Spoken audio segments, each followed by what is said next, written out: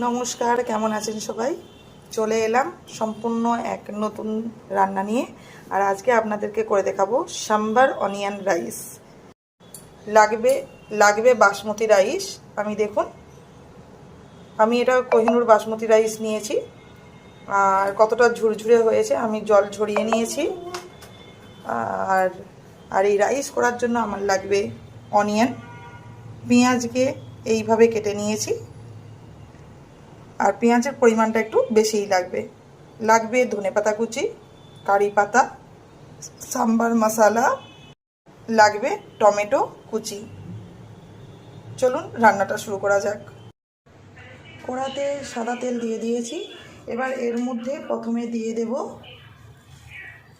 সর্ষে,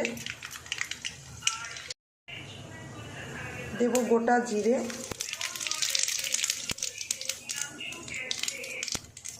দুটো শুকনো লঙ্কাকে ছোট ছোট করে কুচি করে নিয়েছি।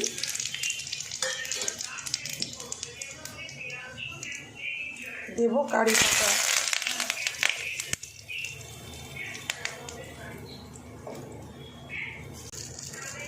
এই সময় এর মধ্যে দিয়ে দেব কুচনো পেঁয়াজ। পেঁয়াজটাকে দিয়ে ভালো করে লাল লাল করে ভেজে নেব। যেহেতু সাম্বার অনিয়ন রাইস, এই জন্য অনিয়নের পরিমাণটা বেশি থাকবে। দিয়ে দেব নুন,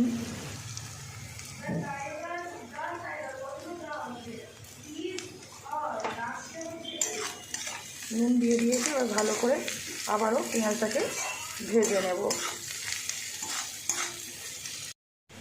পেঁয়াজ ভাজা ভাজা হয়ে গিয়েছে। এবার এর মধ্যে দিয়ে দেব কুচনো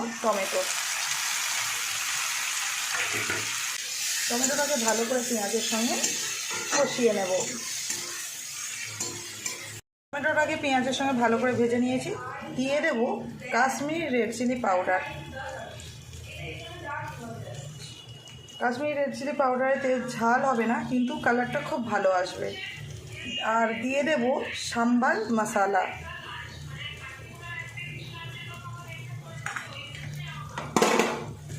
একই সাথে দিয়ে দেব কুচনো ধনেপাতা।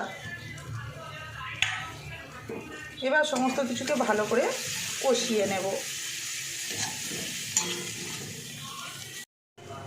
মশলাটাকে ভালো করে কষিয়ে নিয়েছি। এবার এই সময় এরই মধ্যে দিয়ে দেব রাইসটাকে। সমস্ত রাইসটাকে দিয়ে দিয়েছি। ভাত আন্দাজে দিয়ে দেব নুন।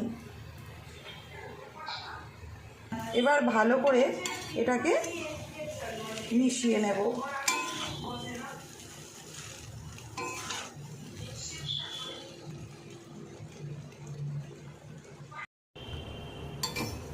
অনিয়ন সাম্বার রাইস দেখুন কত সুন্দর লেগেছে দেখতে।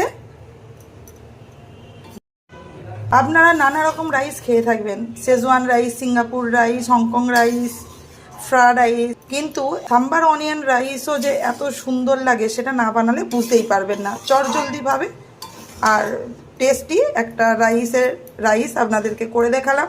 যদি আপনাদের পছন্দ হয় অবশ্যই কমেন্টে জানাবেন আর সাবস্ক্রাইব করতে ভুলবেন না।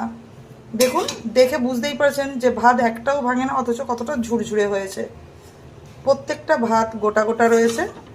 আর অপূর্ব স্বাদের লাগে এই অনিয়ন সাম্বার রাইস। একবার অবশ্যই বাড়িতে ট্রাই করবেন, কমেন্টে জানাবেন। আপনাদের কমেন্টের আশায় থাকবো। এটার মধ্যে নুনের পরিমাণ কম ছিল, এই সময় আবারও একটু নুন দিয়ে ভালো করে মিক্স করে নেব।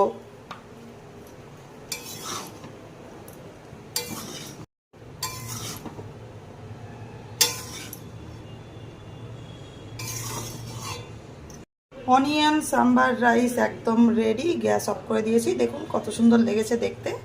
একবার অবশ্যই আপনারা বাড়িতে ট্রাই করবেন আর কমেন্টে জানাবেন।